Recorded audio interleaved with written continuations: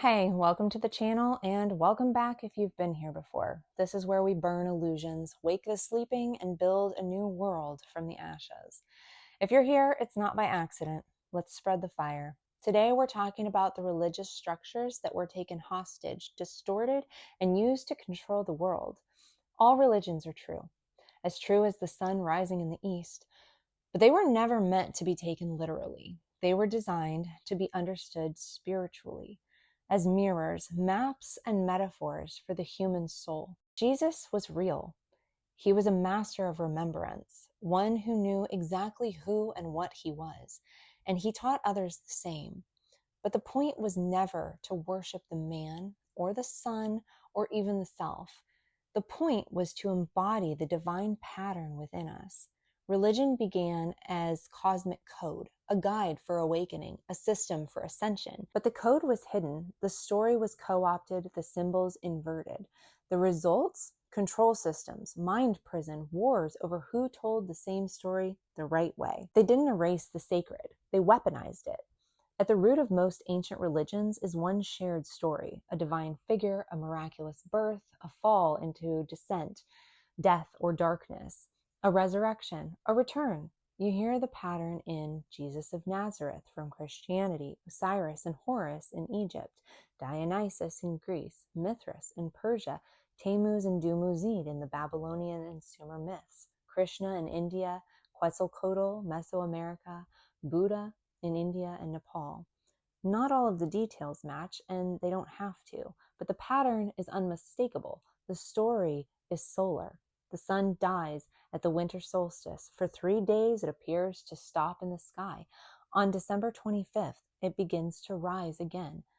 It journeys through the 12 zodiac constellations. Think disciples. It returns in the spring with resurrection. The cross is not just a Roman torture device. It's the cross in the sky, the solstice and the equinoxes.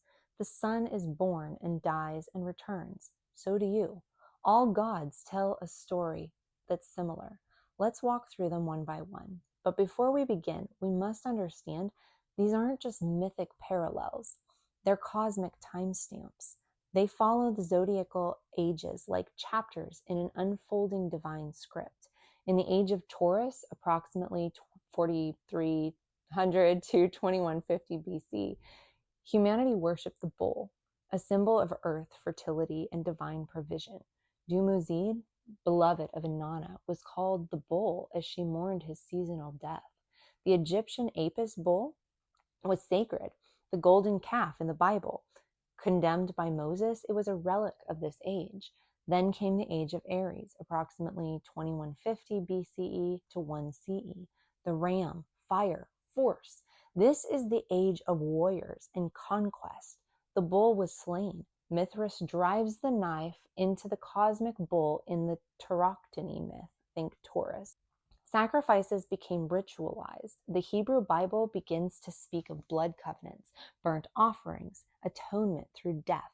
Finally, in the transition into the Age of Pisces, the fish, we see the arrival of Jesus, the final sacrifice, a spiritual teacher born at the close of the old age to signal the beginning of the new one.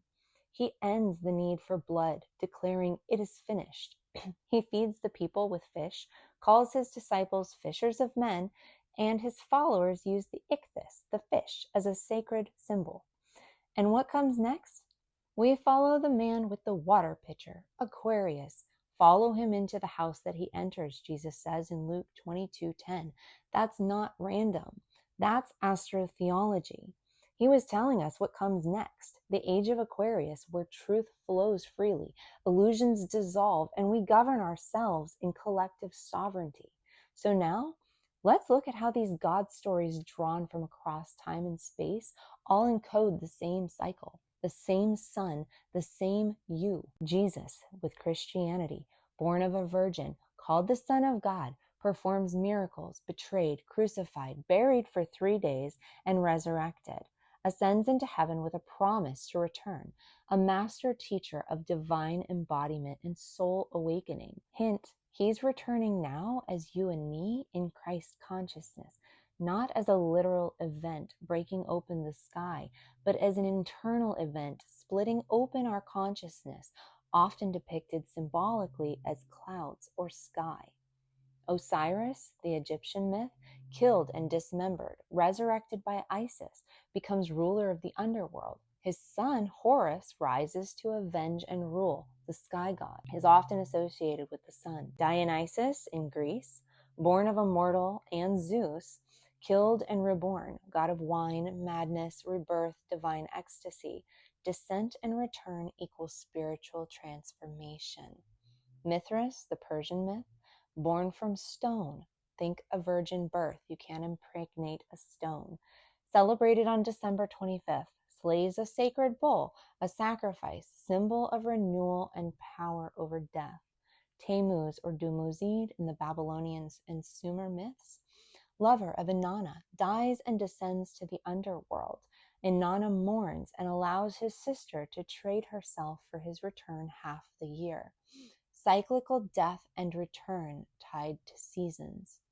Krishna in India, incarnation of Vishnu, born miraculously, performs miracles, slain by a hunter, promises to return at the end of the Kali Yuga. Story of love, loss, and divine return. Quetzalcoatl, Aztec, Maya, I might have said that wrong. Feathered serpent god, morning star, descended into the underworld, brought knowledge, left across the sea, prophesied to return. Buddha in India and Nepal, prince who leaves his palace, faces suffering and temptation, reaches enlightenment under the tree, teaches liberation from illusion, which is the nature of this world that we've been living in. It's not just about the gods, it's about you. The story of the sun is not some poetic metaphor. It's a pattern of your very existence. Every morning you rise from the darkness. Every night you descend into the underworld of sleep.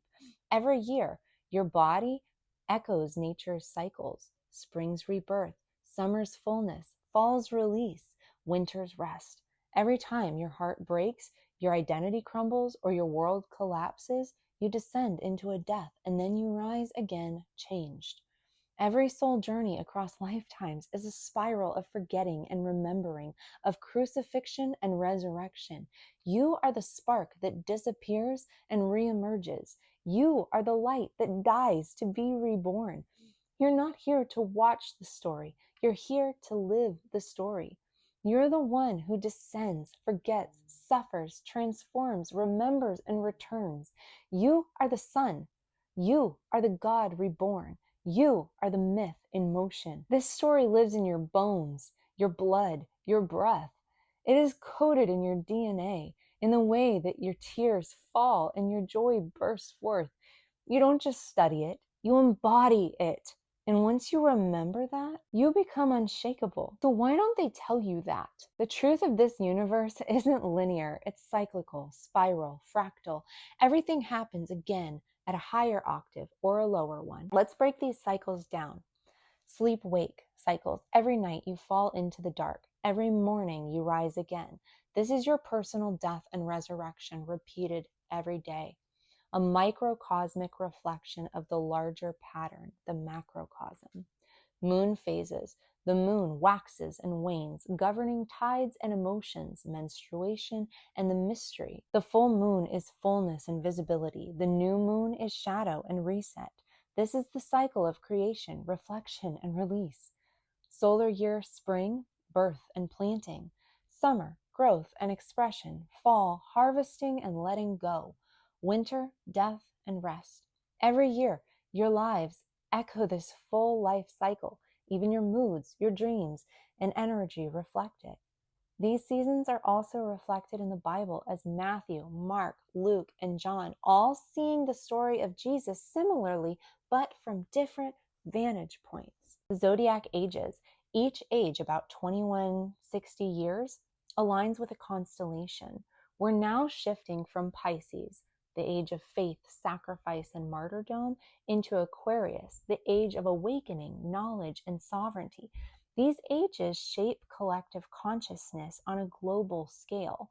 Yuga cycles, told about in Hindu cosmology, 4 ages from spiritual light to darkness: the Satya, truth, Treta, Dvarpa, and Kali Yuga, or chaos and deception, we've been in the darkest point of the cycle, and we're now beginning to emerge from it. Think rising from the dead. The great year, the precession of the equinox, a 26,000-year cycle caused by the wobble of Earth's axis. As the sky shifts slowly, so does the archetypal energy available to humanity. This is the cosmic heartbeat that resets the ages. Take the pole shifts and planetary resets. Every 26,000 years, a great reset aligns with the end of the great year, but smaller resets occur roughly every 12,000 and 6,000 years as well. These are electromagnetic flips, often accompanied by climate upheaval, memory loss, and societal collapse, wiping the board to begin again. Think about the fourth turnings. Every 80 to 100 years, societies move through a revolution cycle, high, awakening, unraveling, crisis. We're currently in the crisis phase, where the old world dies to make way for something new. Samsara, reclamation, the cycle of birth, death, and rebirth. Until enlightenment breaks the wheel, your soul doesn't escape the pattern. It learns to ride it. You're not outside of these rhythms. You are these rhythms. You're made of seasons, moons, years, lifetimes. Your life isn't a line, it's a spiral staircase. The only question is, are you rising with the cycle or repeating it unconsciously in your own personal rendition of Groundhog's Day? Why this was all inverted? Because a soul that knows its place in the cosmos can't be controlled.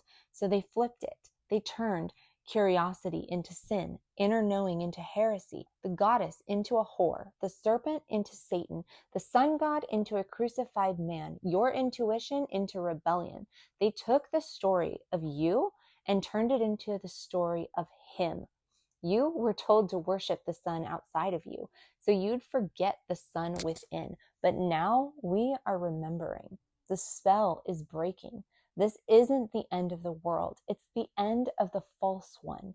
It's the end of the dark age. The real one is rising, the age of truth, and the sun returned. And it's ruled not by priests, kings, or corporations, but by sovereign souls. We are not here to compete. We are here to collaborate. We are not ruled from above. We are governed from within. This is the age of Aquarius. This is the return of the Christos. This is the rise of the kings and queens of light. And it begins with remembrance. Like, comment, subscribe, and hit that notification bell. This is how we spread the fire. Links are in the description and pinned comment below on how you can support the channel and how you can work with me if you want to go deeper. Stay tuned for the next episode where we talk about the inverted nature of our reality.